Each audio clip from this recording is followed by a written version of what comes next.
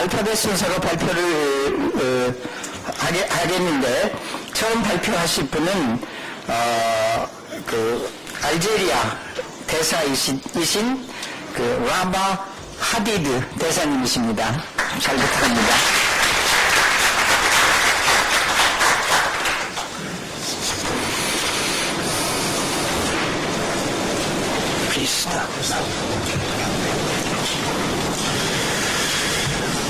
Thank you very much, Honorable Chairman.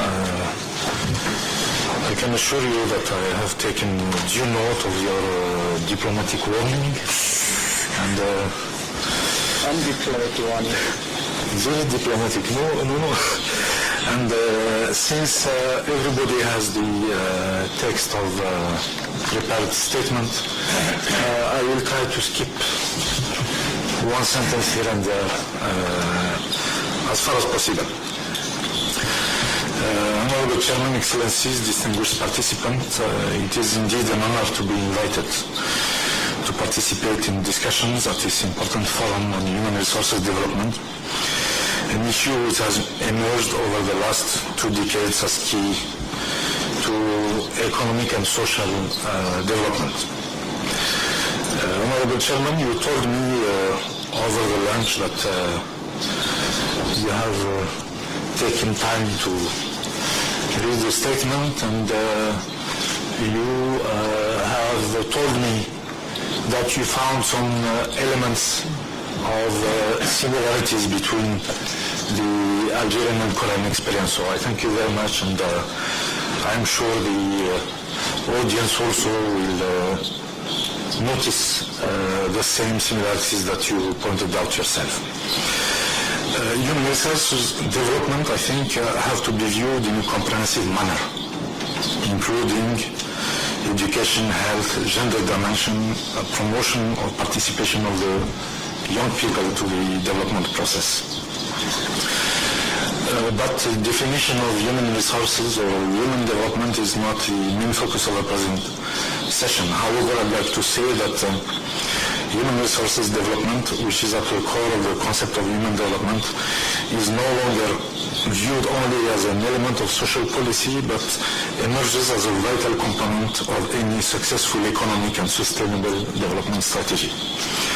Governments as well as international organizations have come to realize that education and health investment and human resources investment cannot be compromised for the sake of structural investment, which was the case in the 70s and 60s and 80s through IMF-led programs. Now I'm going to come briefly to the issue at hand, which is mutual understanding and trust building through exchange of human resources. I would like to highlight the areas of training, exchange of experience and knowledge sharing based on the record of Algeria in its own region, as well as that of its rapidly expanding and multi-dimensional relations with Korea. When it regained independence in 1962 after a war of liberation which lasted 7.5 years, Algerians who graduated from university numbered less than 300 in total. The literacy rate was above 75%. These figures speak volumes about so-called achievements of colonization in the areas of education and the spreading of civilization, which was a matter that was debated in some media in France and elsewhere about the record of colonization. These figures give also an idea of the magnitude of the challenges that Algeria had to face in the field of human resources development when it became independent.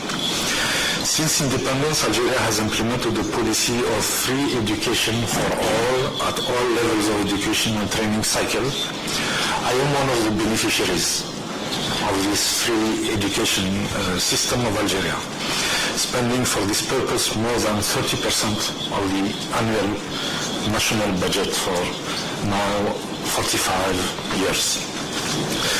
This effort has been crowned with achievement of the goal of universal education for all Algerians, including girls, as well as the availability of well-trained workforce and high-level specialists.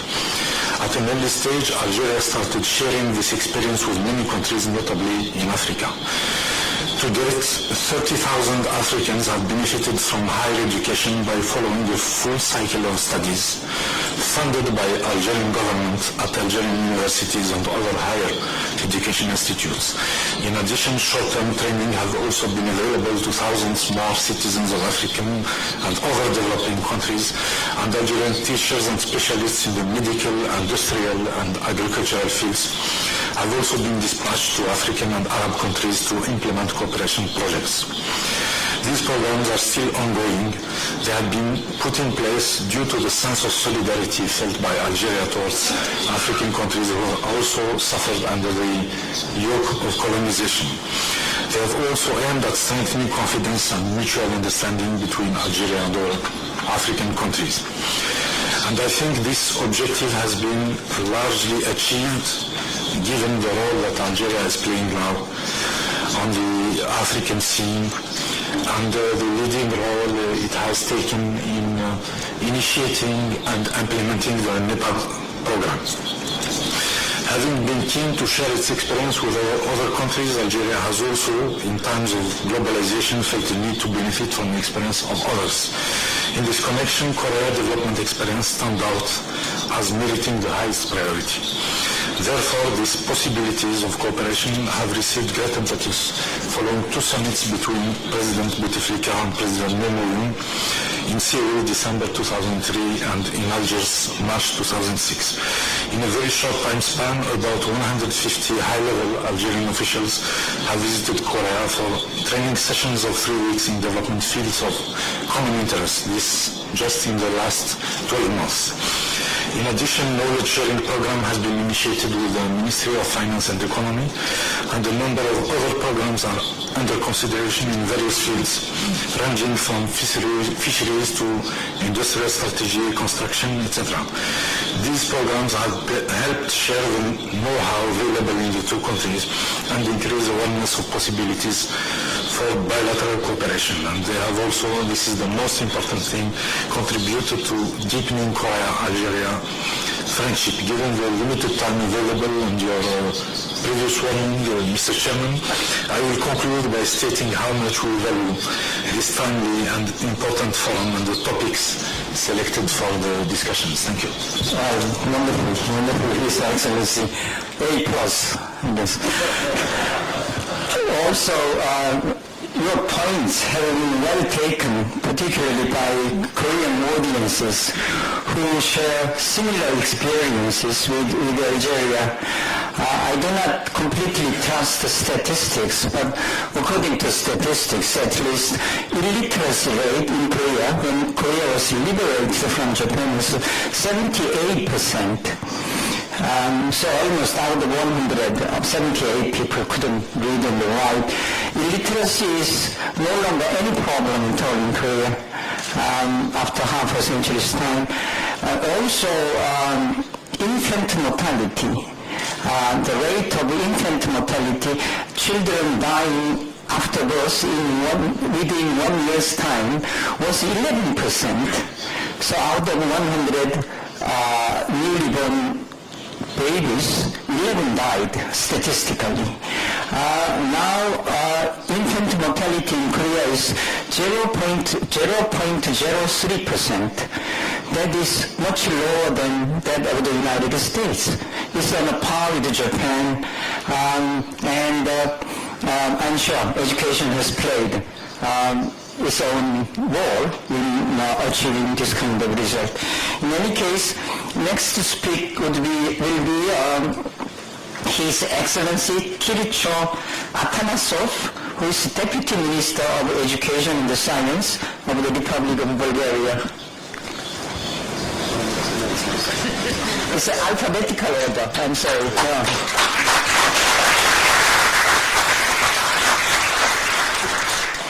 I'm not responsible. Don't look at me.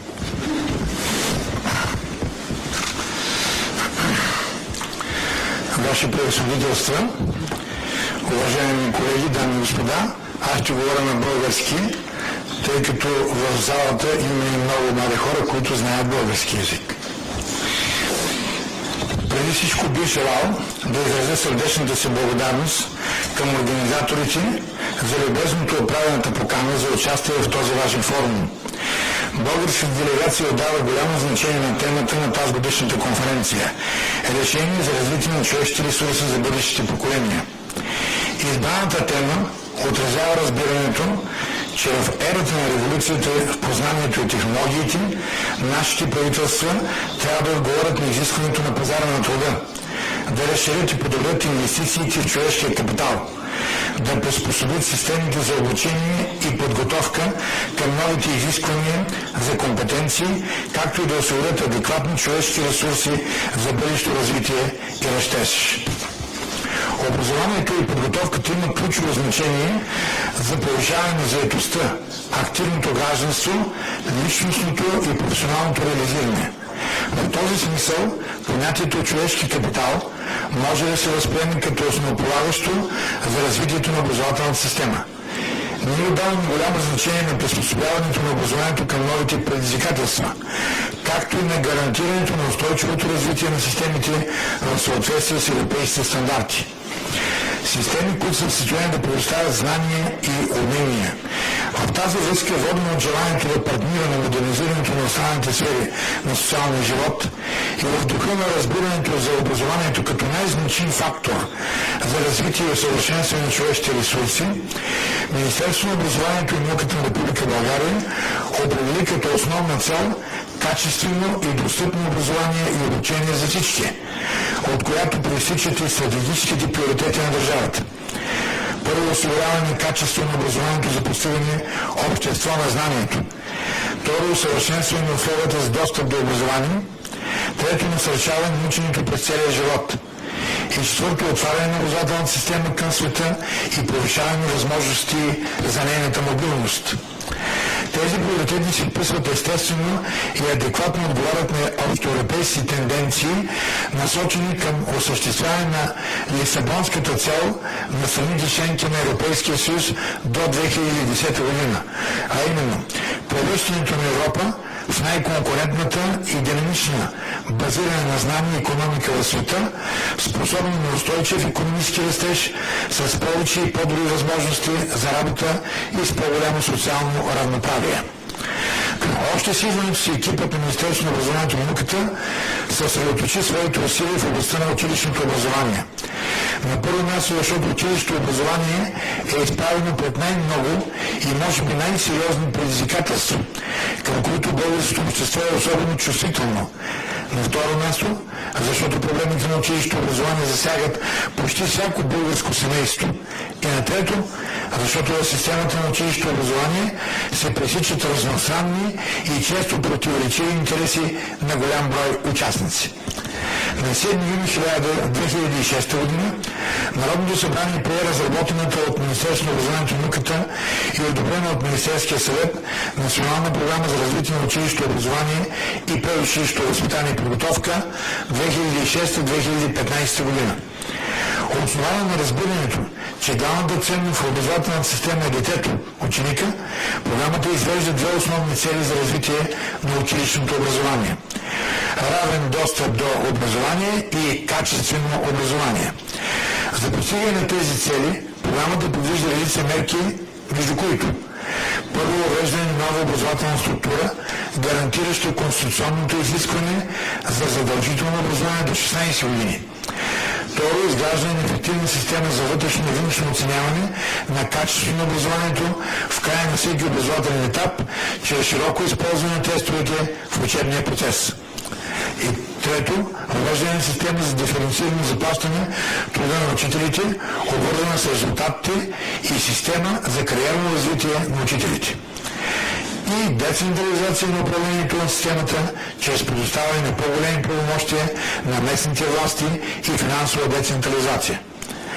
Целенасочените ни усилия по посока създаване на система за стандартизирано външно оценяване намериха израз в прилагането на нов формат за изпита по български език и литература и по математика с завършен седми клас. Когато по традиция българското училище ученици кандидатстват в профилирани гимназии, където в зависимост от нагласите получават задълбочено и специализирано обучение в областта на математиката, природните науки, хуманитарния цикъл, предметите или чуждите езици. Организирано и проведено беше външно оценяване на знанията и уменията на всички четвъртокласници в страната. Направени бяха и пробни държавни зрелостни изпити след 12 клас, както и външно оценяване на компетентностите на учениците в края на класа с интензивно изучаване на чужд език. Една изключително успешна и доказала се в 50-годишното си съществуване отличителна особеност на българската образователна система. 2007 година е първата година, в която силно се акцентира на програмното финансиране на системата. Благодарение на осъществената оптимизация и реализираните икономии, за първи път са заделени средства за финансиране на програми в областта на училището образование, след които оптимизация на училищната мрежа в страната, квалификация на учителите, информационно-компютърни технологии в училище, диференцирано заплащане труда на учителите, извън класна дейност. Тези програми даваха възможност на училищата да кандидатстват с разработени проекти и да получат финансиране за развитие на определени дейности.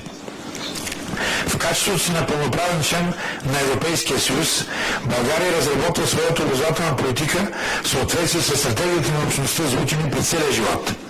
Българското правителство утвърди национална стратегия за продължаващо професионално обучение за периода 2005-2010 година, чиято цел е да очертае националните приоритети за развитие на продължаващото професионално обучение в контекста на ученето през целия живот. Обект на стратегията са възрастните лица и младите хора, навършили 16 години и напуснали училище. Ученето през целия живот е необходимост. В тази връзка държавите членки на Европейския съюз подкрепиха предложената от Европейската комисия Европейска квалификационна рамка за учене през целия живот. Предложената Европейска квалификационна рамка може да се счита за документ, предполагащ разработването на национални квалификационни рамки на национално и секторно ниво.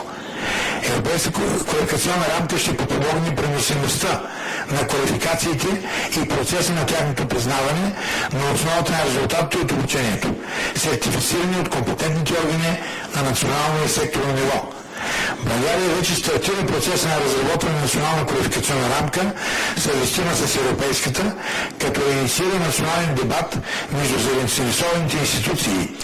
Разработването и прилагането на националните квалификационни рамки несъмнено ще подпомогне изпълнението на глобалната стратегия за развитие на човешките ресурси. Българското висше образование също е изправено пред сериозни предизвикателства. Към настоящия момент процесът на модернизиране на системата е свързан с две основни предизвикателства. Интегриране в европейското пространство на висше образование, Болонския процес и европейското изследователско пространство, както и реформиране на системата за постигане на адекватно съответствие с условията на пазарната икономика и пазара на труда. Основните характеристики на реформата са следните. Първо, предоставяне и гарантиране на академична автономия на висшите училища. Второ, развитие на механизми за осигуряване качество на висшето образование. Трето, осигуряване на равен достъп през целия живот до висше образование на всички социални групи в обществото. Четвърто, прилагане на механизми за ефективност на общественото финансиране и ресурсно осигуряване на висшето образование. И пето, включване на потребителите на висше образование в разработването на политики в процедурите за осигуряване на неговото качество. Екипът на Министерството на образованието и науката започна работа по изготвяне на доклад за състоянието и развитие на научните изследвания в страната, който ще бъде отправна точка за изработването на стратегия за развитие на научните изследвания. Поискани са мнения и предложения от научните организации, свързани с формулирането на приоритетните научни области, възможните модели за финансиране и механизмите за стимулиране на качествените научни изследвания. Така предоставените цели са амбициозни, но реалистични. Тези цели инициираха цялостния процес на реформи на българската образователна система, ориентирани към осигуряване на качествено, ефективно и атрактивно образование. За българското правителство увеличаването на инвестициите в образованието и обучението с цел осигуряване на по-добро развитие на човешките ресурси е добре осъзната необходимост. Благодаря за вниманието. Thank you.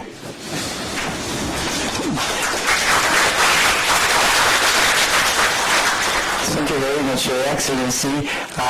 Certainly, Bulgarian experiences in education is impressive. I think some of the audiences who have been interested in education for North Korean youth, they may be particularly interested in Bulgarian experiences of education, particularly after 1990. Somehow, in the list I was given, Australia was invisible. So, my apology for bypassing His Excellency Peter Lowe, but now you have a chance, Your Excellency. You can cut this slide on your own. There's no need to just run through. Okay. Thank you very much, Mr. Chairman. It's a great pleasure to be here and a great honour, and I congratulate the organisers on putting together this very important conference. I think Australia can contribute in two areas. One is the experience we've had with multiculturalism, and the other is in distance education because of our vast areas. And I'd like to talk about those for a few minutes. The 2007 OECD Education at a Glance report highlights how international migration has become a key issue and has sparked intense debate on how to integrate immigrants successfully into societies and labour markets. It says that performance disadvantage of students with an immigrant background varies widely. This advantage is insignificant in countries like New Zealand, Canada and Australia, but it's as high as 90 score points in others, even for second-generation children. Australia's long history of migration, over nearly a century, has given us a valuable body of knowledge and experience in how to deal with this and gain the best for society, the economy and the individual. And we're happy to share this experience with others who now have a similar situation. People from over 200 countries have migrated to Australia, making it one of the most culturally diverse. Of a population of 21 million, 25% were born in another country, 25% have at least one parent born overseas, 1 million born in Asia, 2% are of indigenous descent, and more than 2.5 million, that is 10%, speak a language other than English at home. Now, laws underpin the framework and direct all aspects, including policies, curriculum, teacher training and student activities in our schools. The Australian Government's key document, Multicultural Australia, sets out how government programs respond to diversity in partnership with business and state governments and community organisations. Multicultural education supports a vision of a nation which values and benefits from its cultural and linguistic diversity to realise fully its social, cultural and economic potential. The presence of so many young people from so many backgrounds in Australian schools raises particular challenges, so schools and teachers get ongoing support, training and resources so that they can create an environment where diversity is understood and valued. But even with extensive experience, the Australian Government also recognises the need for continual improvement. It regularly reviews its approach and challenges itself to innovate education and training policies and programs. One such practical example is a new online program called Workplace English Language and Literacy.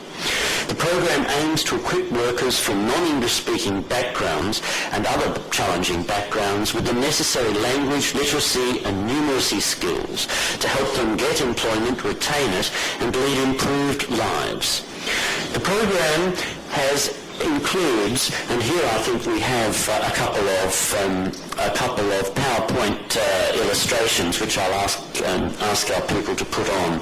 But it includes a simple computer interface which is easy to navigate and understand, basic skills training such as just using a personal computer, an introduction to industry-specific terminologies using computer-based exercises, assessment tools where participants can check understanding, exercises in industry-specific areas, and a focus on health and safety.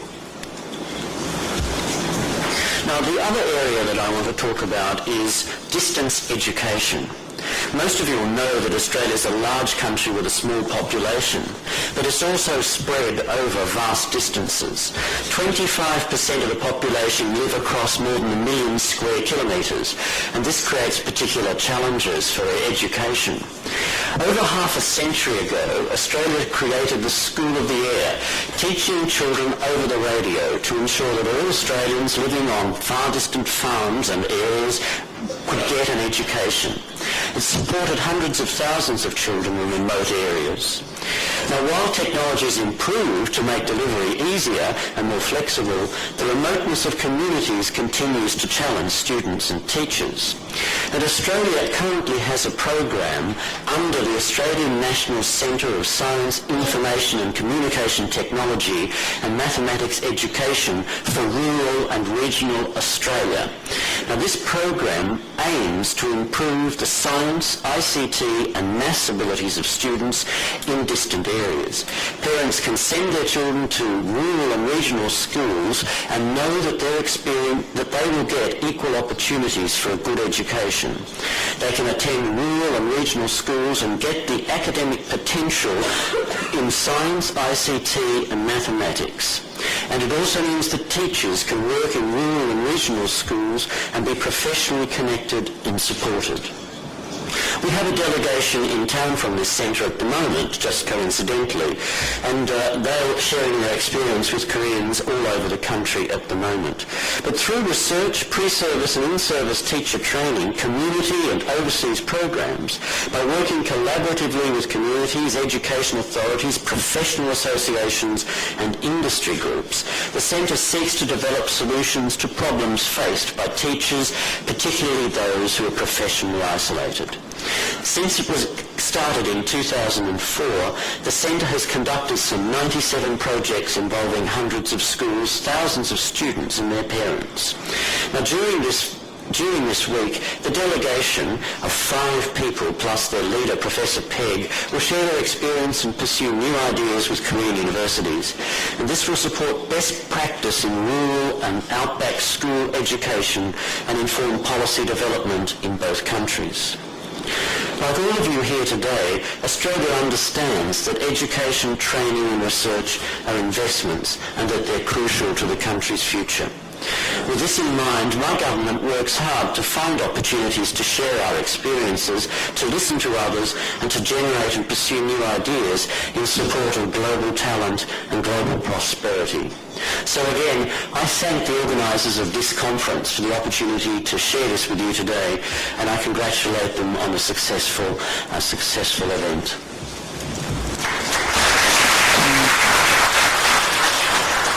Thank you very much, Dr. Rao. This was a very important presentation, and we could have very well missed this important presentation due to my and our mistake, my apology. Yes, Australian experiences in education can be shared by many countries, particularly, not least of all by us Koreans. The country which is rapidly outgrowing a long-held concept of single ethnic, single cultural country. Korea is also becoming very rapidly a multi-ethnic and multicultural country. The problem for all of us would be how to keep a minimum level of unity in a society while keeping up with variegated elements in our society. And I think we could share the experiences. Next to speak is Tomas Smetanka. His Excellency Tomas Smetanka, the Ambassador of Czech Republic. Thank you for giving me the word. I'll try to be brief and to stick with the time assigned. Thank you for inviting me to this conference. Thinking about the announced topic of our discussion of today, which was mutual understanding and trust building through the exchange of human resources, and supposing educational ministers will be present, I first checked how students exchange work in my country, the Czech Republic. The increase in recent years has been indeed impressive, both in global terms and in the case of Czech students, who can profit from a number of EU programs, Central European Exchange programs with neighboring countries, Germany, Austria, etc. Important and impressive as it may be, especially compared to the situation we had 20 years ago when the country and its citizens were still confined within the borders of the communist bloc, it's obvious that much more significant processes related to the international movement of human resources happen elsewhere. The assertion I read at the proposed overview of this session that the coexistence and co-prosperity of humankind largely depend on the endeavors of nation states to promote mutual understanding and build trust in one another sounds to me rather outdated. I would say, thanks God, we do not depend on the endeavors of nation states, and the future co-prosperity rests much more with the private sector, and due to the power of global networks, even with individuals like you and me. The forces of globalization are responsible for the widest, most intensive and most complex human resources cooperation and mutual involvement mankind has ever experienced.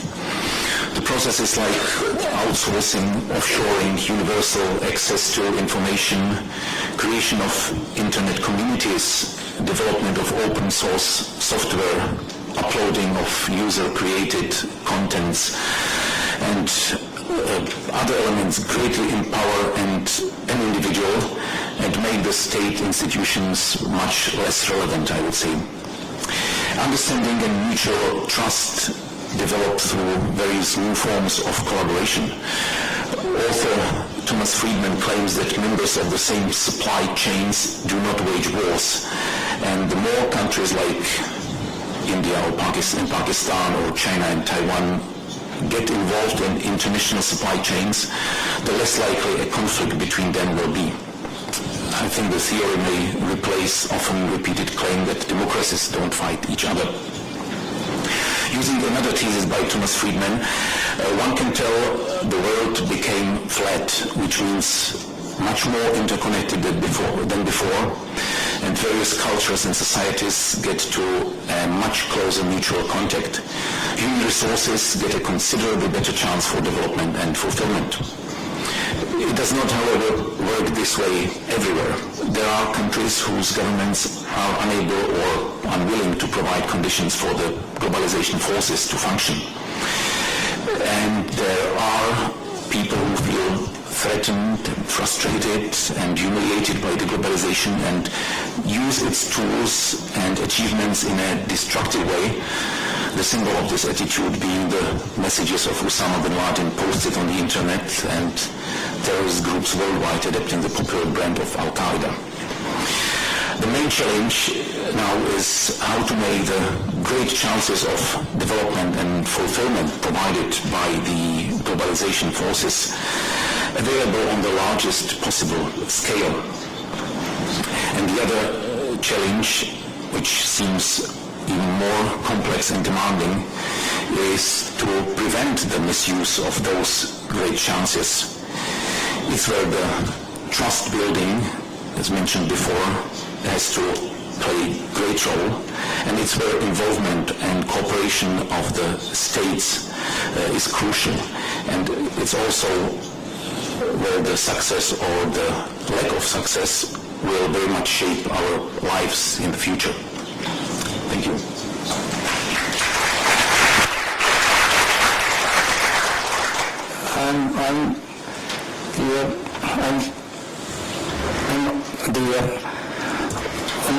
Under the pressure of a slight guilty consciousness. I may have been too strict in enforcing time regulation on the panelist, such an illustrious panelist. Little compunction I'm suffering from now.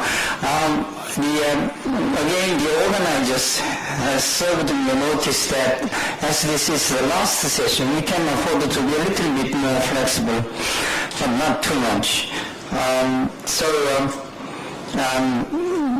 I will abstain from exercising too much control on the time from now on. And of course, if on the part of the panelists there is a wish to speak further after all of us have finished, he can have a chance too. And His Excellency Tomas Smetanka has certainly touched on a very important topic of education in a globalizing world. And globalization in education with so many problems, challenges, also negative aspect, opportunities, advantages, etc. It is a very serious topic, and I believe there is a large area for us to explore in this subject, I'm sure.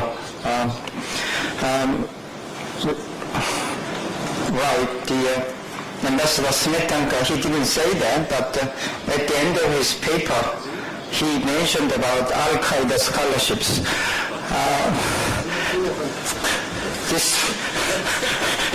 This reminds me of the day when I was a student, when going abroad for further study, for higher degree, meant getting a scholarship first of all. Getting a scholarship, obtaining a scholarship, foreign scholarship was essential part of our project of going abroad to study. But these days, my students do not do that. If they feel like going abroad for further study, they just simply apply and then just go away without seeking any scholarship grant from foreign countries. Right, next to speak, again this doesn't work, but if the list is correct, next to speak is His Excellency Mohamed Reda Kamel Taify, Ambassador from Egypt. Thank you, Mr. Chairman. It's a great honor and pleasure for me to address this gathering today, and it's really a great honor for me to participate in this forum. I'll talk about the Egyptian experience in education. Ever since the dawn of the Egyptian history, around 3100 BC, the development of human resources has been at the heart of the efforts to build our civilization.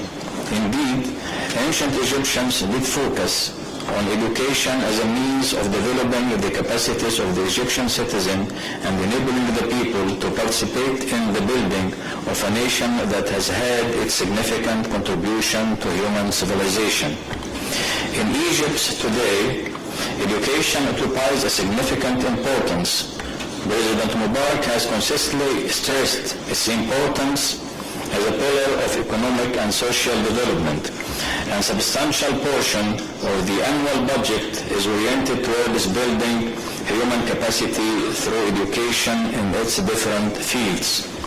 Two ministers regulate the different phases of the educational process in the country, one for school education and another minister for higher education and scientific research.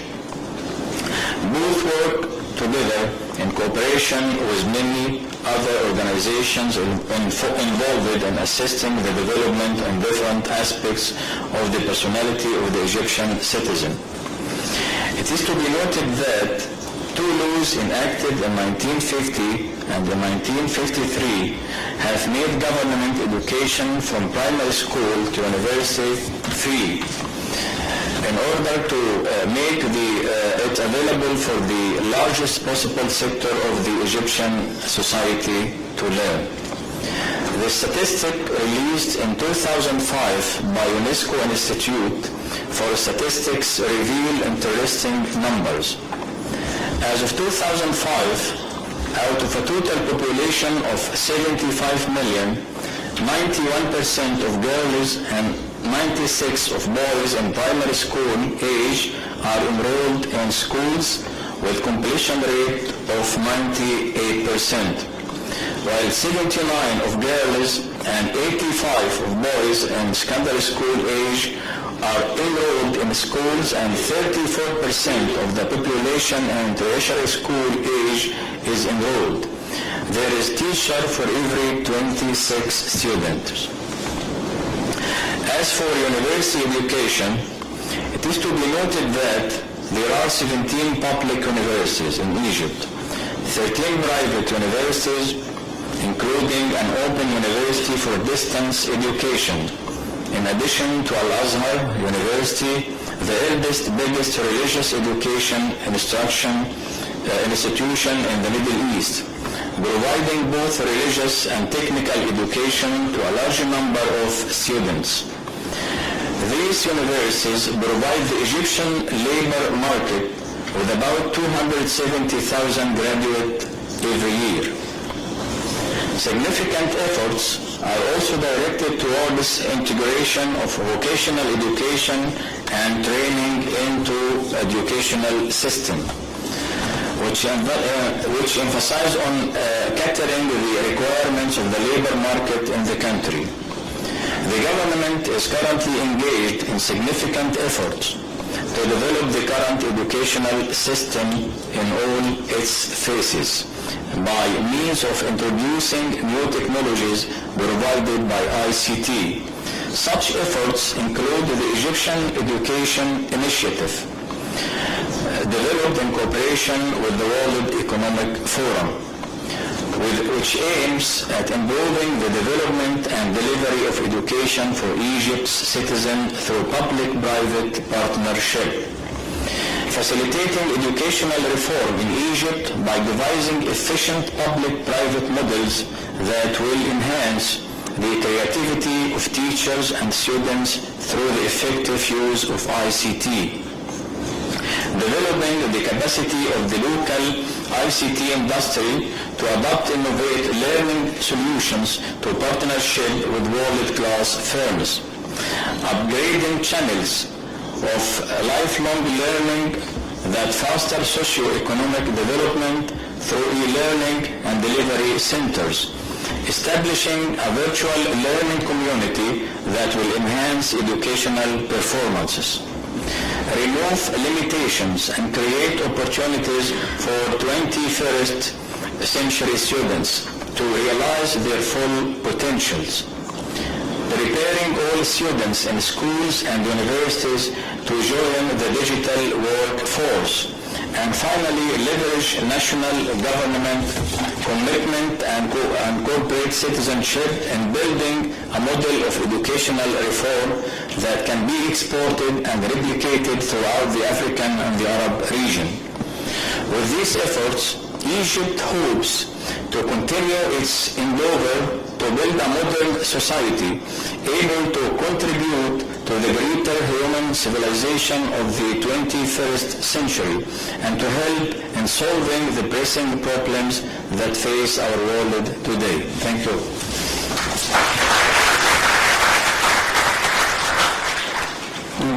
Well, thank you very much, Ambassador.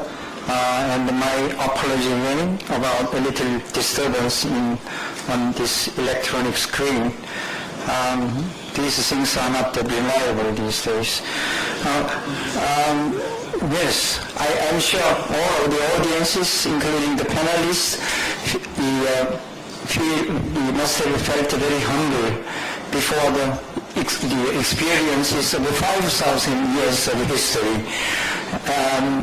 Egypt trying to cope with the problem of education in the 21st century, and particularly I myself, who is looking after a university which is only 30 years old. This experience is extremely impressive.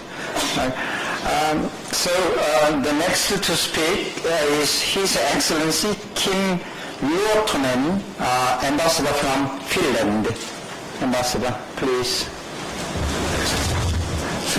Thank you, Chairman, and thank you for having the opportunity to speak to this audience. I will take up some points on the Finnish education system that has been in the limelight for the last years because of our good performance in international studies, especially among the OECD countries. And I hope it all, and then I'll take up some other aspects that we see in Finland as challenges for us to maintain our position in the future in kind of a survival game in an ever-increasing competitive environment. A well-functioning education system and investment in research and development seem to be important factors in securing the economy's high performance in the globalized world. Because Finland can compete with expertise and creativity only, not with mass production, as a society's success depends on its ability to make new products and business innovations. Thus we must do everything we can to train creative experts, recruit them from abroad and promote their success in Finland. Educational excellence is the base for an innovative and creative population. That is why education has a pivotal role in maintaining the competitiveness.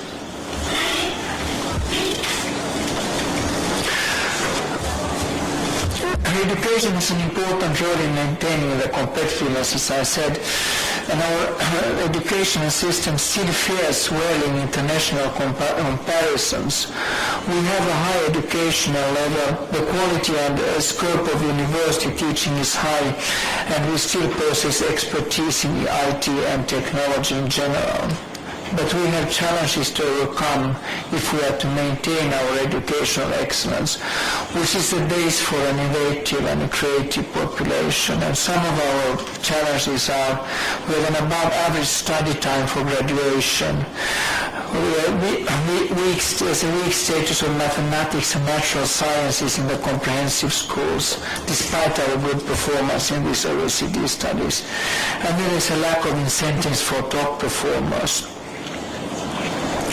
The traditional long-term objectives of Finnish education policy have been to raise the general standard of education, to promote educational equality, and to minimize low achievement. Efforts have been made to provide all population groups and regions of the country with equal educational opportunities. And these have been the basic tenets of the educational reform carried out over the last 3 decades. Special attention is being paid to the content of education and the methods of instruction, as well as to educational standards and equality. Increasing overall flexibility and opportunity for individual choice are also considered important. Internationalization has also emerged as a key objective. The quality of the Finnish education system and the successful performance of Finnish students seem to be attributable to a web of interrelated factors. But perhaps one of the most important factors is the quality of teachers and the teachers' education. After the reform, which was initiated in the 1970s, all teachers in comprehensive and upper secondary schools have to have a master's degree in either educational sciences or the subject area they teach. About this you can also read in the latest Economist, where they have an article on some OECD countries and their performance. New Zealand and Finland seem to do quite well, especially in teacher training and putting high standards on their qualifications, and thus attaining quite good results in the performance of students. One big challenge for our educational system is how to improve the overall efficiency of tertiary education, as we tend to like to sit in the universities too long. Perhaps it's pleasant to have a freewheeling time. And elements here are faster pace to graduate, starting university studies at an earlier age, and also promoting lifetime learning in order for the adult population to keep up with the changing demands of the economy. and last but not least, how to attract more foreign researchers and professors to work in Finnish educational institutions.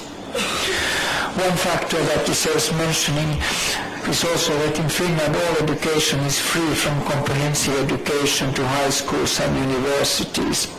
This has enabled us to tap all resources of a relatively small population and ensure that all talented people can study if they so choose. A good average is not enough, however. As stated, we have to create more incentives for talented students and research workers to attract them in coming years.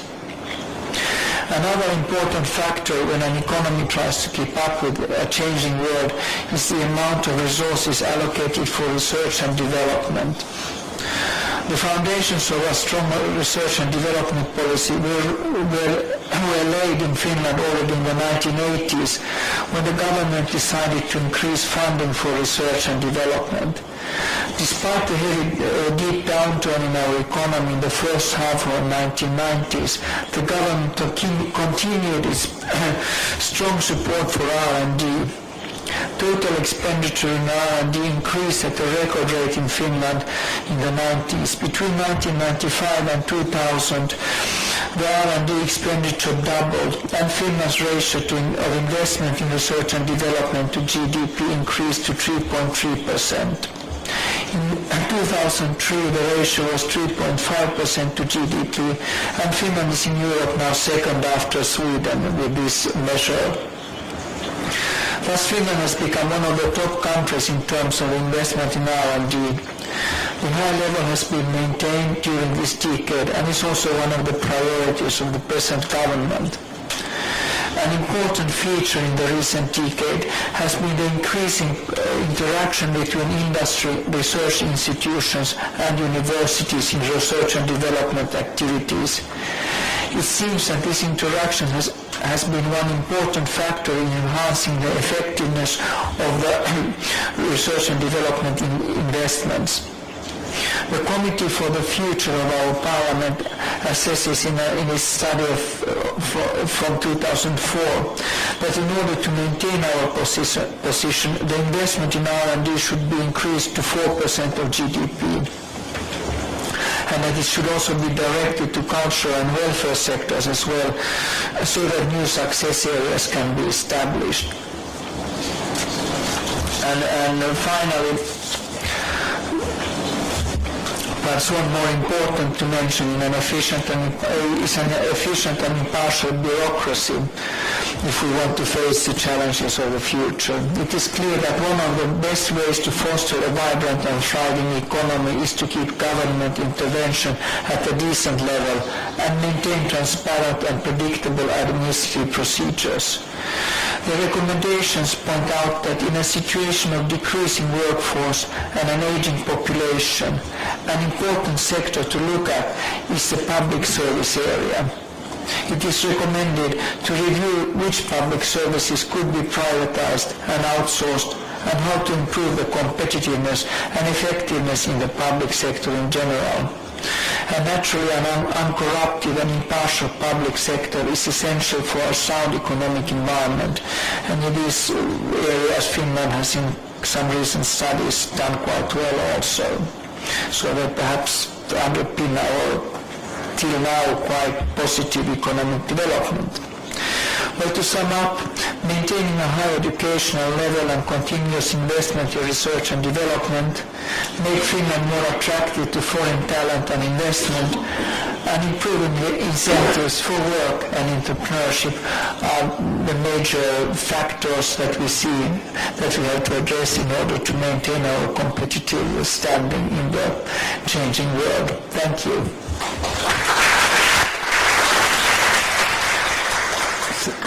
Thank you very much. I'm sure everybody here agrees that achievement of Finland, not only in the field of education but also in economic development, social welfare, has been very impressive, and His Excellency has made a good case of the achievement made by his country.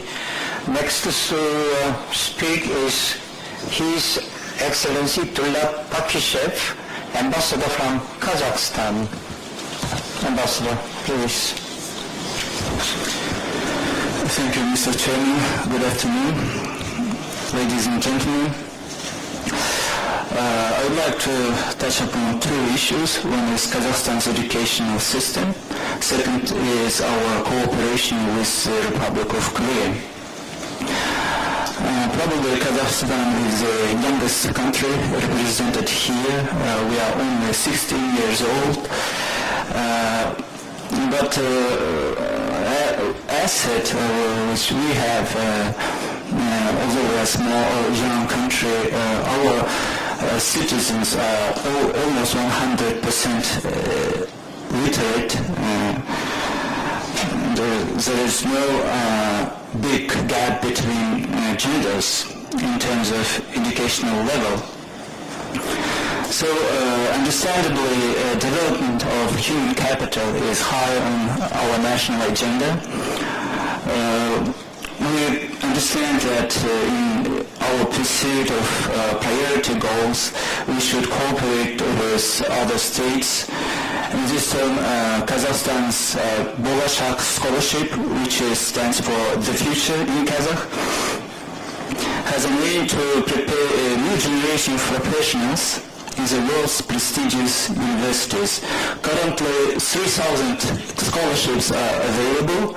We used to send our youngsters to leading Western universities, but now we are sending many talented young people to Asian countries, to Korea, Malaysia, and other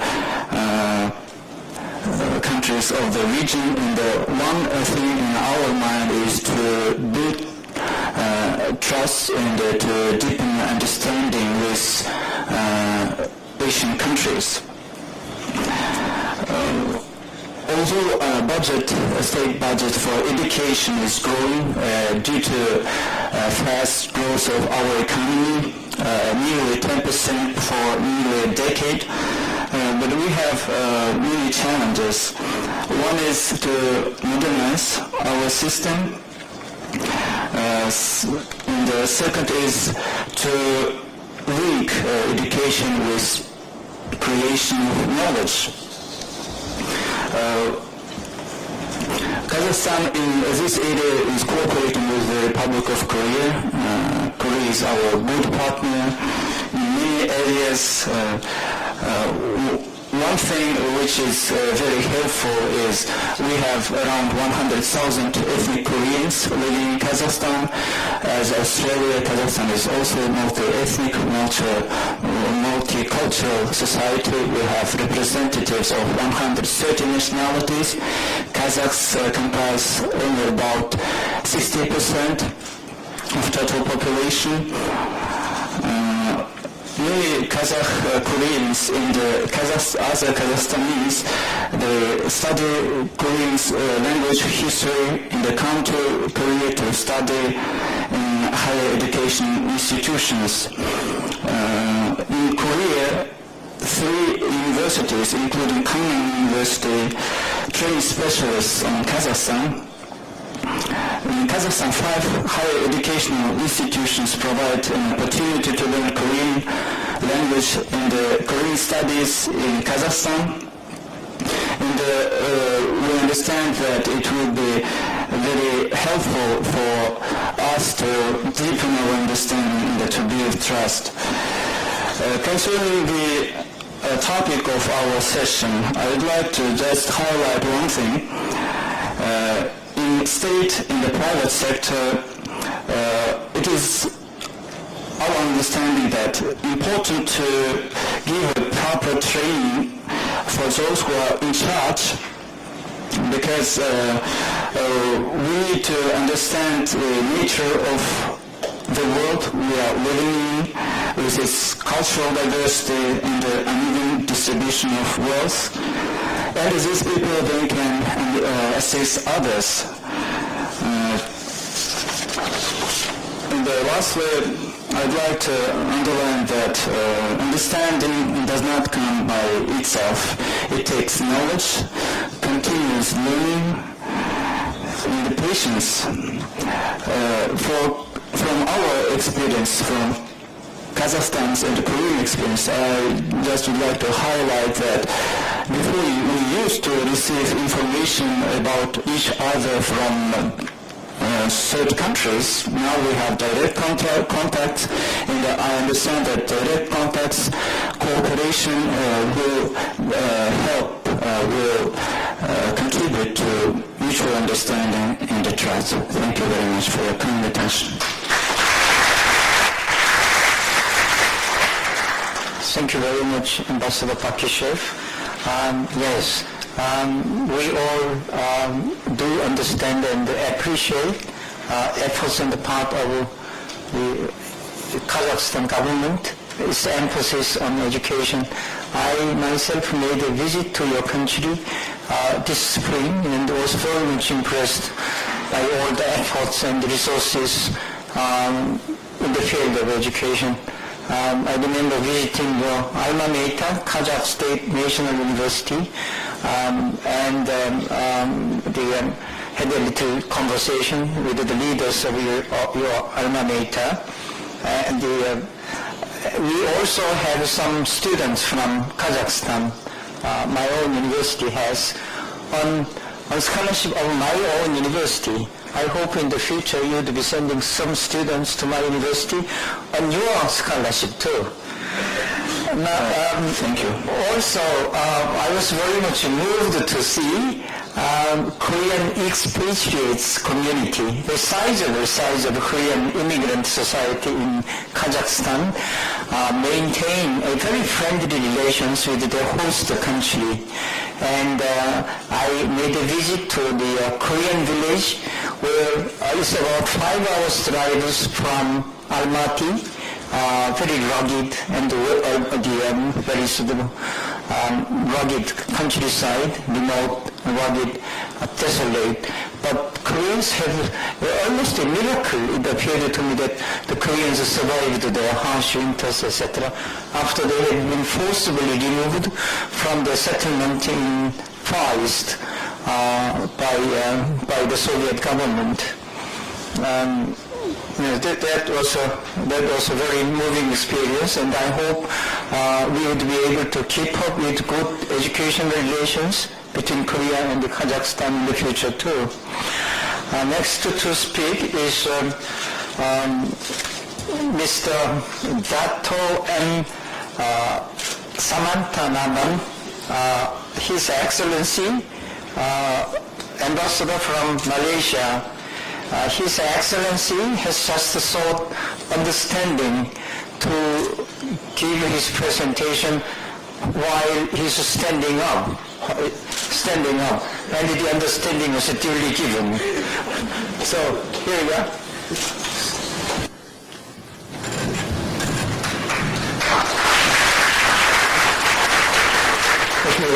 Thank you very much, Mr. Moderator and Chairman, Ambassador John Reda, Excellencies, ladies and gentlemen. Allow me at the outset to congratulate His Excellency Mr. Kim Shin-il, the Deputy Prime Minister and Minister of Education and Human Resources Development of the Republic of Korea, for once again successfully organizing this important and timely meeting. May I also congratulate the Korea Economic Daily as well as the Korea Research Institute for vocational training and education for jointly collaborating on this project. The only constant factor in the history of mankind is change. Human beings have to have the capacity to adapt to change to survive. As a developing country, Malaysia has, from the outset, realized the need to adapt to take advantage of the constantly changing character of the global environment. Mr. Chairman, as a country blessed with abundant resources and industrious population of diverse religions, ethnicity and cultures, somewhat like Australia and Kazakhstan,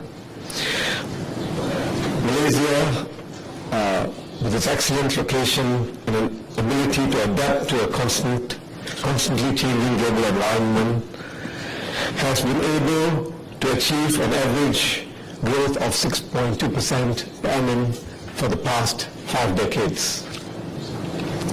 The Asian financial crisis in 1997 and the financial shockwaves arising from the September 11th terrorist attacks did have their toll, but they did not derail the country from a consistent trajectory of growth with equity.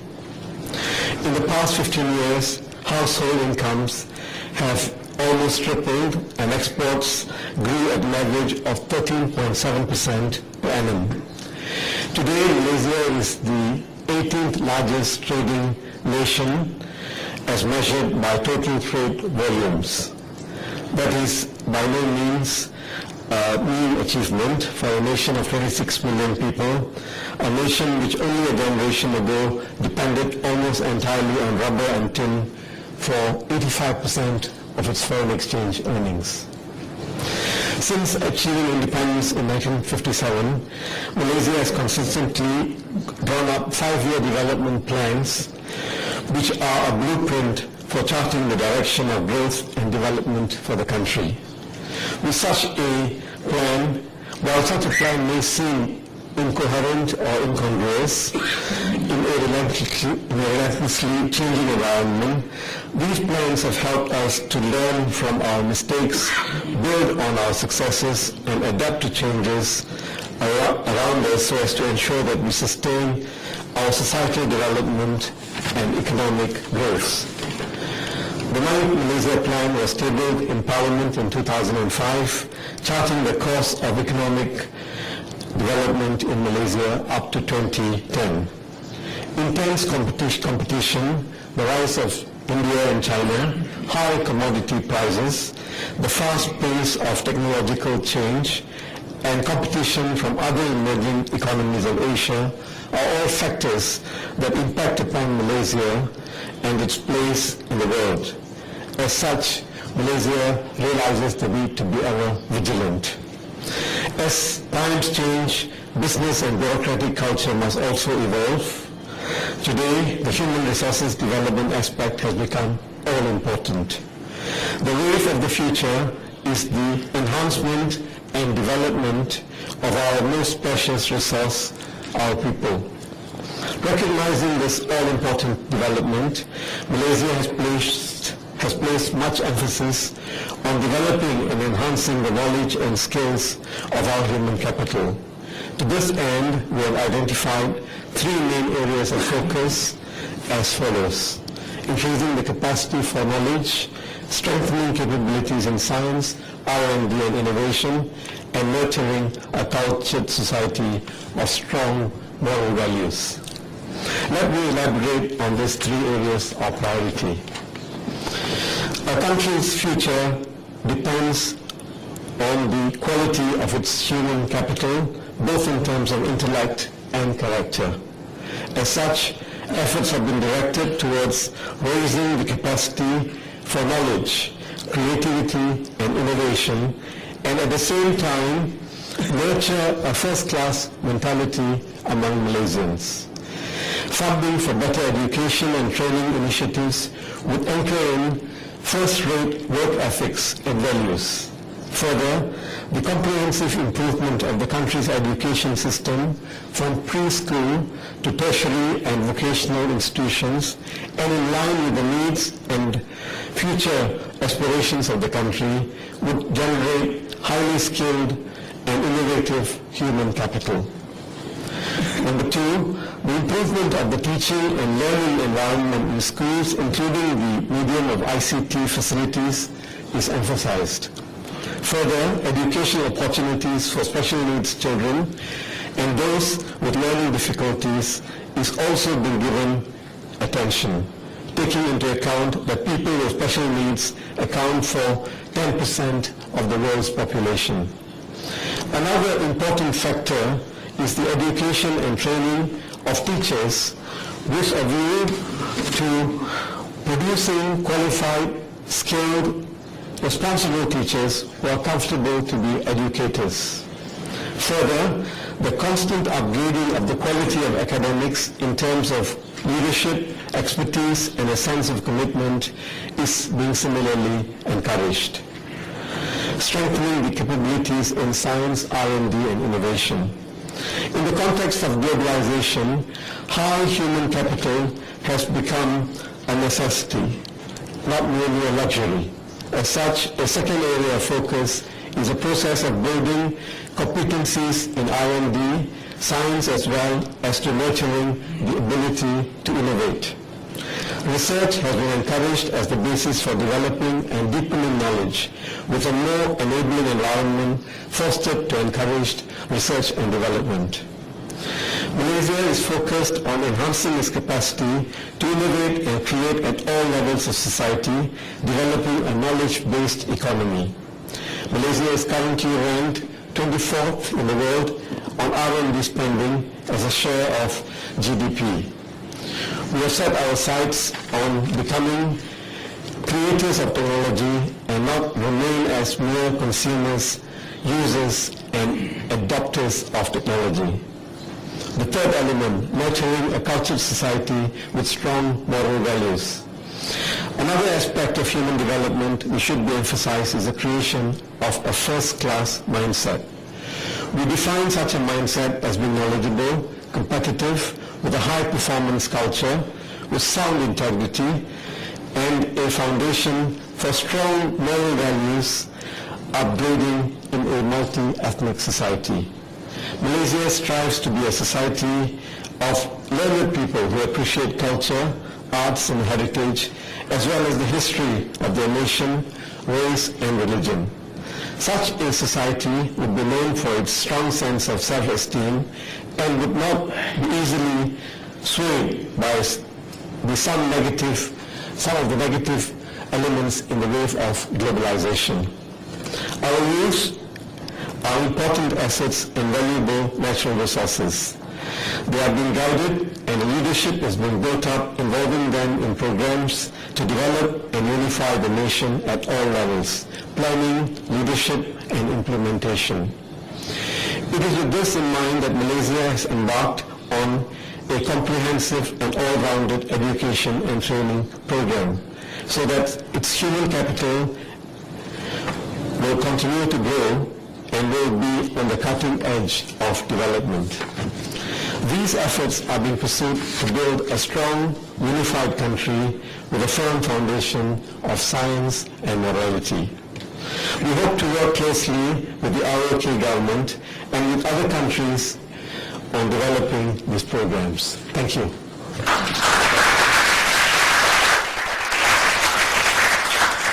Thank you very much, Your Excellency. It was a very good briefing on objectives and the policies of the Malaysian government in the field of education. Everybody who has been to Malaysia recently must have been very much impressed by the quick pace of changes and development in the country. And we are very glad to hear that education occupied a large place as a contributor to this good progress. Now our final speaker is His Excellency Murad Ali of Pakistan. Ambassador. Thank you very much, Mr. Chairman. Excellencies, ladies and gentlemen, I am grateful to the Ministry of Education and Human Resource Development and Korea Economic Daily as well as Korea Research Institute for Vocational Education and Training for providing me an opportunity to share my thoughts on human resource development with reference to my country. To me, the most important issue and that too with reference to Pakistan, is human resource development. In human resource development is the human and organizational learning. This is not only premised on what Plato termed knowledge's true opinion, but also the empirical evidence that knowledge has transformed the world and it is now the engine for socio-economic development. The belief has also been succinctly expressed by President Pervez Musharraf that no nation can effectively progress without a strong human capital base, and education is the key to overall human resource development. This is being translated into reality by Pakistan's leading scientist and advocate of reform, Professor Dr. Atanasov, the head of the Higher Education Commission. To transform Pakistan from an agriculture-based economy to a knowledge economy, specific projects and programs have been identified as national priority programs. The human resources development efforts are being tailored to meet the human resources requirements generated by a promising 100 million youth under 25 years of age. The Government of Pakistan's 5-year plan for higher education sector has aimed at addressing the quantitative and qualitative ills. Since 2002, the Higher Education Commission has undertaken a systematic process of implementation of 5-year agenda in which access, quality and relevance have been identified as key challenges. The country could only then embark on the road to rapid economic growth and develop a knowledge economy with a focus on human resource development and technology to build the future Pakistan incorporate. At present, only 2.9% Pakistani students aged 18 to 23 have access to post-secondary education compared to 68% of the same age group in Korea. The enrollment will double in 5 years in Pakistan by increasing capacity of existing higher education institutions and, where necessary, establishing new one. To improve ranking of Pakistani universities, the quality of the faculty is being improved. Out of 7,000 university faculty members, unfortunately only we had 1,700 PhDs. For this purpose, scholars are being sent abroad to foreign institutions. Some have also come to Korea. The foreign PhD level training coupled with indigenous PhD programs will provide the core element of quality human resource. The higher education budget has gone up from 0.8 billion rupees that was in 2002 to 18 billion in 2007. This is in pursuance of visionary decision taken by the government to increase allocation in respect of development and recurring budgets for higher education sector by 50% each year till it reaches 1% of GNP for higher education sector. That is in line with following the path of Korea to develop into knowledge economy. Pakistan's overall education budget is being increased from 2.6% of the GDP to 4% from the financial year 2007-8.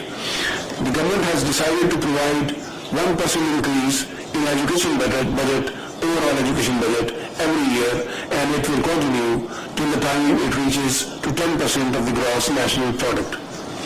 So far, more than 821 scholarships have been awarded to students to pursue master's and PhD degrees abroad, and that is being done by the Higher Education Commission. And $150 million project to further fund 2,000 students for abroad have been recently approved by the government. The largest Fulbright scholarship, that's appealing to $150 million, has been launched with the U.S. assistance, and under which 630 students will study in top American universities. The Higher Education Commission is also catering for infrastructure development of institutions through additional measures of international linkages, access to research grants, and postdoctoral training programs. Furthermore, the Pakistan Education Research Network and University Computerization Networking programs are part of ICT and are bringing about a revolution. 23,000 online journals have been made available to university libraries, and 40,000 e-books have been made available to students. There are also obstacles to the Higher Education Commission's faculty development program. Mobilization of academic community, per student expenditure, adequate attention to pre-university and college education, governance problems, dearth of vibrant public-private partnership, and competitive universities, and access to universities are some of the challenges faced by the government. In short, Pakistan is making significant investment towards developing institutional facilities for human resource development by establishing universities. For example, with China, we have already signed a memorandum of understanding to establish a University of Science and Technology. And with Korea, we are seeking Korean help and assistance in establishing a university in the city of Karachi, which will be called the University of Engineering, Science and Technology of Pakistan, Korea. So by establishing universities, with the help of other countries, we are also creating linkages with local and foreign universities and promoting university-industry interaction as well. These reforms are expected to yield long-term benefits for Pakistani society. By these measures, the country will be well on the path to knowledge economy and hopefully on the path to prosperity. Thank you very much, Mr. Chairman.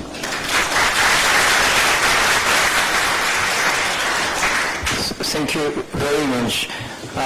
Through a very strict control and check, through a good regime, we have saved a little time for discussions, for comments and questions from the floor. I must thank all the panelists, His Excellencies, for exercising such a good control over the time. They have been extremely well behaved during the whole session. Should we give all of the panelists a big hand?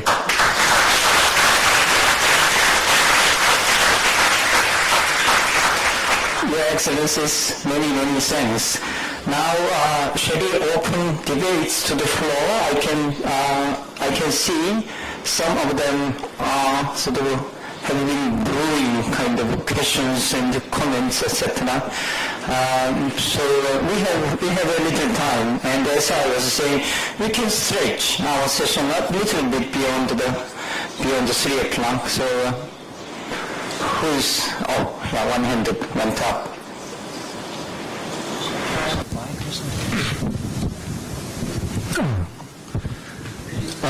Identify yourself. Okay, let me introduce myself first. My name is Peter, and my Korean name is Sang.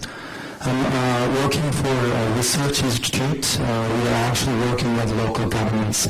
There are approximately over 230 local governments, including Seoul City. And anyway, this is the first time in my life. It's my honor and privilege to be sitting in front of like ambassadors here. Before I just give you a question or my comment, I'd like to tell you a very funny story. It's a little bit hilarious, and I think you'll like it. And there was a father.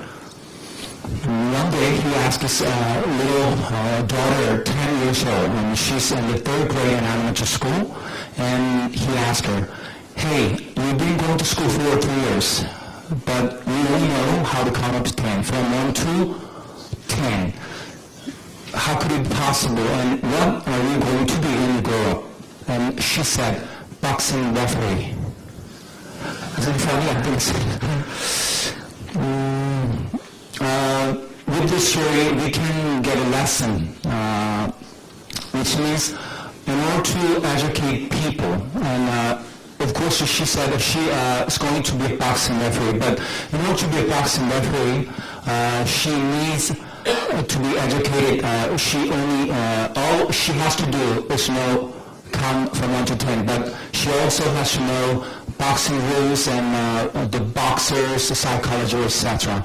So what I'm trying to say is, when you try to educate people or train people, which one is most important? I mean, we can classify human capabilities into two categories. The first is virtue, the personality, and the second thing is technology or knowledge. And which one is prior? For example, I have heard it's been said that by journalism that there were two guys. They were working at a big corporation in Korea. They were trying to steal high-core technology from their own company and try to fly a boat. But fortunately, they were kept elsewhere.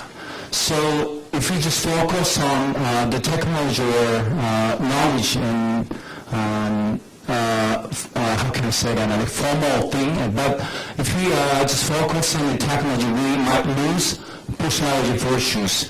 And how can you protect that kind of losing thing?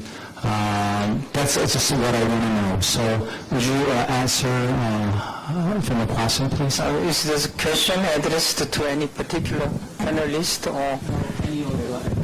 Yes, okay, Ambassador, please. I can make a partial reply, I think, for the young girl who knows only how to count from 1 to 10. She can also consider becoming ambassador. Because ambassadors are not required to spend too much time, not as businessmen, looking into precise figures and so on. So this is another avenue, but definitely you mentioned a number of areas which are very important to be fostered in the course of the education process, and I take this opportunity to say that in fact in the cooperation program between Algeria and Korea, we're also taking into account a triangular aspect of cooperation in favor of Africa. Due to the decision by the two presidents, we have set up a joint committee which is working on a master plan to create in Algeria an African center for new technologies and advanced sciences. And we are working very hard on that. Thank you. Thank you. But please, the nominating anybody, please cut your comments or questions as brief as possible. Do not sort of elaborate too much by giving episodes, anecdotes, etc. Okay, yeah. Thank you very much. My name is Samuel Lee. I'm from Taiwan. I work at Foreign Office, at the government office in Taiwan. I have a few questions regarding your speech and address today. You have given us, firstly, I'd like to ask regarding student visa. Yesterday I have read newspaper, the sports newspaper in South Korea, regarding Korean students have gone to Australia. I believe that Australian, the law is providing, is illegal to sex business. And students get a visa to Australia and she returned back to Korea and she has gone to prison for that in case. I have one question here, which is the focus on here. In Korean students, I believe the foreign students who are in South Korea holding D2 visa, which is they're only good for 2 years standing, and they're limited 2 years, limited time of studying, and besides that, they have a lot of part-time works. And that's my question here. Is sisterships, education, university, they have a sisterships education exchange program. Is there any more protection regarding foreign students and South Korea and other countries need to have? Thank you very much.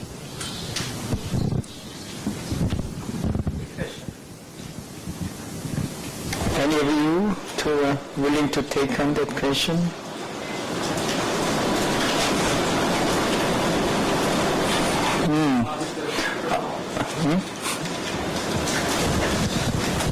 Well, I can't really speak for the Korean government or conditions of students in Korea. The particular incident that you mentioned, reported in the newspaper, I also can't comment on either. One can't one can encourage students to follow the higher path in life and to practice virtue, but you can't enforce it. And if some students do earn pocket money in ways that we wouldn't necessarily endorse, it's not something that one can do very much about. If I may address the question, my own university has a large number of foreign students. In about 2 years' time, the foreign student population will constitute about 20% of the whole population of my university. And we do not talk about protection, but we talk about assimilation, integration, and common welfare of foreign students within our campus life, which includes many variegated measures, sports, integrating them into a sports club of the students, cultural club, dancing, music, and also very much active Christian religious groups. And we have provided a space, a church for foreign students in our own campus, and that helps us very much. And there are students, very active students, energetically pursuing, sort of converting foreign students to Christianity. And that also works very well, I think, not just for religious purpose, but for integrating them into community life, etc. Right. I don't think there is one single measure of protecting foreign students in the foreign universities. Okay. I would just like to say that in most, at least in the European context, students are adult persons. They have a right to vote, they pay their taxes and live their own life. So if they go to study in a university, you cannot nurture them like kindergarten students. So they should know, at least the European education system is based on a very free, open type of institution where you are, and in many cases it's not kind of class bound. You take part in those lectures you want. If you don't feel you sit in the library and you study. But it's not like your secondary school where you have a study program in the university. So you are expected to be adult and take care of yourself. In many cases, you cannot. If you're a businessman and you are 20, nobody looks after you. But if you're a student, why should you be looked after somehow better? So in that sense, I think you have to take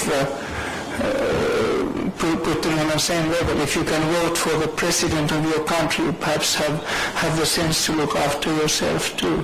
Thank you. Well, this is quite true. That applies not only to European universities, but to any universities, any establishment of high learning.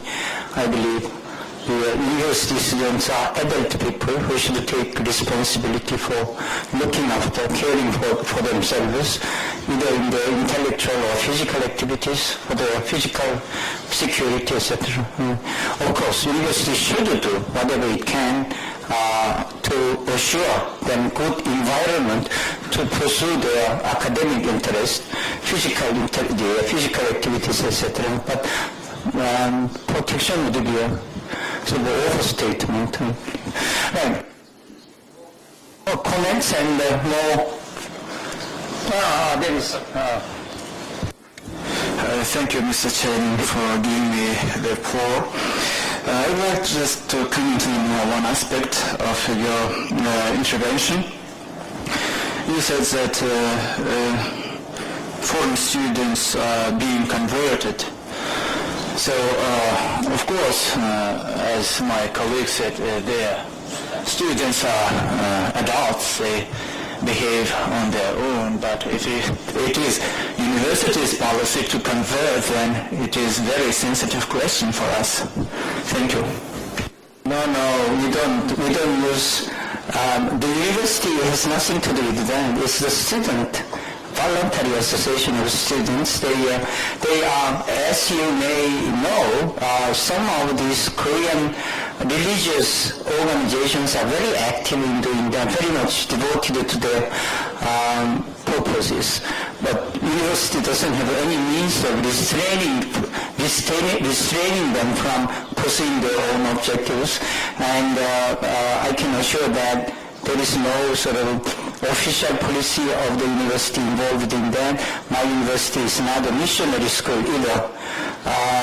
But we cannot stop students engaging in their own activities, whatever it is, religious, unless it is criminal or violent, etc.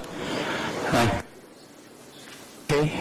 More comments and no more? Shall we? Okay. Here another. Yeah. I can express myself in English sometimes, and so I need an interpreter, Korean.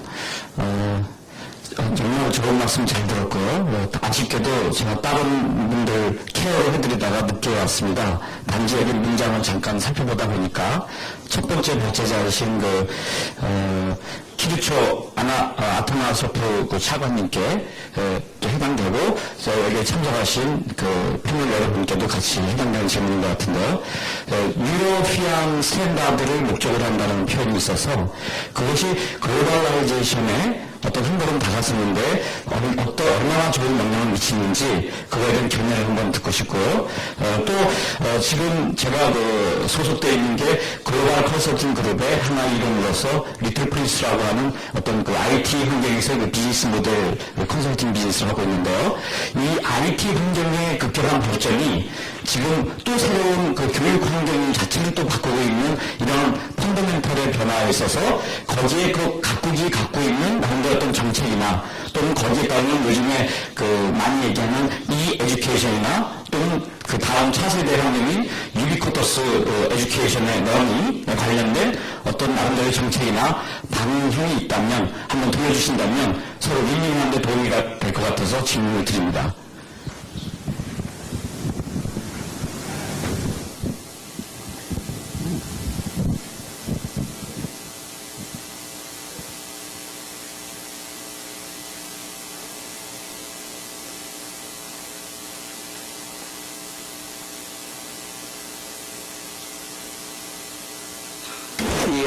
Anybody to respond? You don't need microphone. You need microphone. Oh, you need microphone. Yes. Microphone, please. Podium. Traz microphone, тук. Благодаря за въпроса. Thank you very much for your question. Що се касае до европейските стандарти, concerning the European standards, както посочи в моето изложение, as I mentioned in my presentation, те имат за цел да създадат условия to establish за съизмеримост на стандартите на различните европейски държави. for comparability of the standards of different countries. За да може да се знае компетенциите в дадена област, дали отговарят на изискванията на съответните държави. Thus we will be able to answer the question whether the competencies in a given country meet the requirements of the given standards. Или се разминават много. Or there is a big difference in between the standards and the competencies.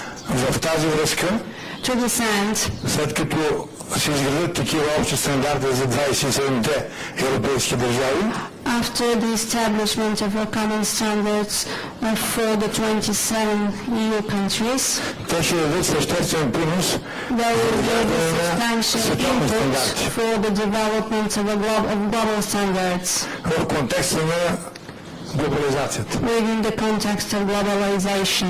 Това е смисъла на създаването на тези европейски стандарти. So I think that is the sense of the establishment of context for competencies. Thank you. За технологиите. This is applicable in the field of technology, така и за изучаването на чуждите езици. as well as in the field of foreign language teaching. По отношение на второто, в Европейския съюз има изградени съответни структури във всички държави. Concerning the second, I mean the foreign language teaching, there are structures established in different European countries. И се оказва, че не всички владеят съответния език както трябва. And we have realized that not all students have similar competencies in foreign languages. А това пречи на функционирането на Съюза и неговите структури. And this will create difficulties concerning the functioning of the European Union. И затова трябва те да се изравняват. To this end, we have to equalize the standards. Да се надявам, че съм отговорил на въпроса. I think I have answered your question. Thank you. Thank you. Thank you very much. I'm sure there are so many other questions and comments and topics to be explored for this session, but unfortunately some of the panelists have to leave now because of their previous engagement. And as a chairman of this session, I must be bringing this session to a close now. Many, many thanks, His Excellencies, audiences, good presentations, good discussions, etc., etc. Thank you.